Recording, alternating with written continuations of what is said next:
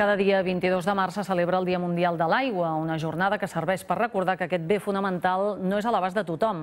Avui aquest argument ens serveix per explicar l'estudi fet pel grup de defensa del Ter, que ha trobat agents contaminants en gairebé la meitat de les 150 fonts d'aigua que ha analitzat. A la Plana de Vic, amb l'abocament de purins que es filtren al subsol, la situació és especialment preocupant. L'any passat es podia beure aigua d'aquesta font, però ara les analítiques diuen que està contaminada. S'ha superat el límit dels 50 mil·ligrams de nitrats que hi pot haver en un litre d'aigua. La meitat de les fonts d'Osona superen aquesta concentració, ja que els abocaments de purins han contaminat els aqüífers.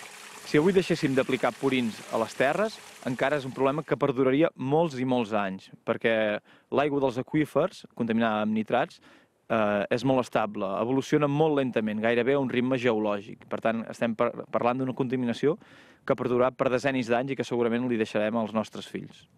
Aquesta altra font multiplica per 10 els nivells de nitrats permesos en l'aigua i, tot i que cap cartell ho indica, és la més contaminada de la comarca.